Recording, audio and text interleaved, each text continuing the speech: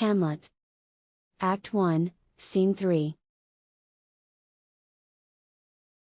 In Polonius's chambers, Laertes says goodbye to his sister, Ophelia, and tells her not to trust Hamlet's promises of love.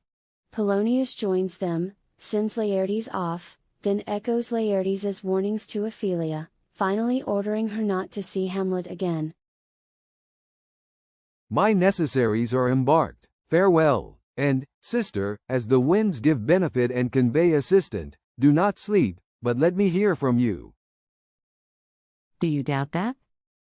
For Hamlet, and the trifling of his favor, hold it a fashion and a toy in blood, a violet in the youth of primy nature, forward, not permanent, sweet, not lasting, the perfume and suppliance of a minute, no more. No more but so? Think it no more, for nature, crescent, does not grow alone enthuse in bulk, but, as this temple waxes, the inward service of the mind and soul grows wide withal. Perhaps he loves you now, and now no soil nor cottle doth besmirch the virtue of his will. But you must fear, his greatness weighed, his will is not his own, for he himself is subject to his birth. He may not, as unvalued persons do, carve for himself, for on his choice depends the safety and the health of this whole state. And therefore must his choice be circumscribed unto the voice and yielding of that body whereof he is the head. Then, if he says he loves you, it fits your wisdom so far to believe it as he in his particular act and place may give his saying deed, which is no further than the main voice of Denmark goes withal.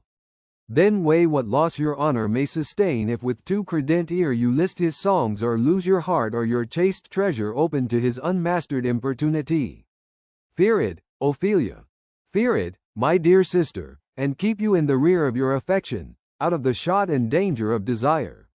The chariest maid is prodigal enough if she unmask her beauty to the moon.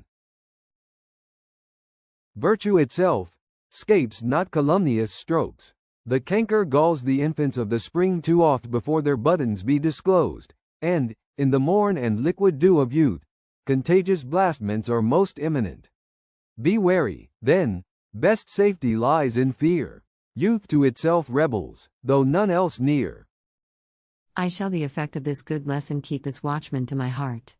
But, good my brother, do not, as some ungracious pastors do, show me the steep and thorny way to heaven, whiles, like a puffed and reckless libertine, himself the primrose path of dalliance treads and recks not his own reed. Oh, fear me not. I stay too long, but here my father comes. A double blessing is a double grace. Occasion smiles upon a second leave. Yet here, Laertes, aboard, for shame. The wind sits in the shoulder of your sail, and you are stayed for. There, my blessing with thee. And these few precepts in thy memory look thou character. Give thy thoughts no tongue, nor any unproportioned thought his act. Be thou familiar, but by no means vulgar. Those friends thou hast, and their adoption tried, grapple them unto thy soul with hoops of steel, but do not dull thy palm with entertainment of each new-hatched, unfledged courage. Beware of entrance to a quarrel, but, being in, bear it that this opposed may beware of thee. Give every man thy ear, but few thy voice. Take each man's censure, but reserve thy judgment. Costly thy habit as thy purse can buy, but not expressed in fancy, rich, not gaudy, for the apparel oft proclaims the man. And they in France of the best rank and station are of a most select and generous chief in that. Neither a borrower nor a lender be. For loan oft loses both itself and friend, and borrowing dulls the edge of husbandry. This above all, to thine own self be true, and it must follow, as the night the day, thou canst not then be false to any man. Farewell, my blessing season this in thee.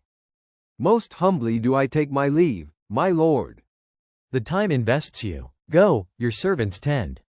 Farewell, Ophelia, and remember well what I have said to you. 'Tis in my memory locked, and you yourself shall keep the key of it. Farewell. What is it, Ophelia, he hath said to you? So please you, something touching the Lord Hamlet. Marry, well bethought. 'Tis told me he hath very oft of late given private time to you, and you yourself have of your audience been most free and bounteous. If it be so, as so 'tis put on me, and that in way of caution, I must tell you you do not understand yourself so clearly as it behooves my daughter and your honor. What is between you? Give me up the truth. He hath, my lord, of late made many tenders of his affection to me. Affection, pooh! You speak like a green girl unsifted in such perilous circumstance. Do you believe his tenders, as you call them? I do not know, my lord, what I should think.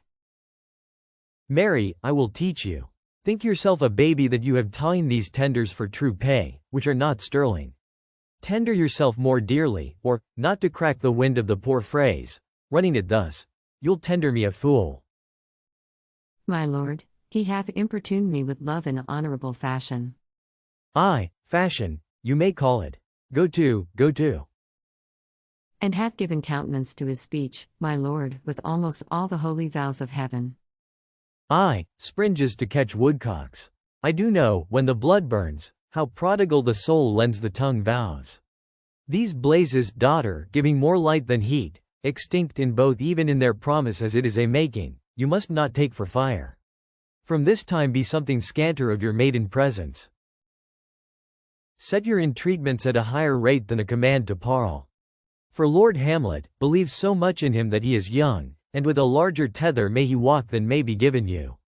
In few, Ophelia, do not believe his vows, for they are brokers, not of that dye which their investments show, but mere implorators of unholy suits, breathing like sanctified and pious bawds he better to beguile.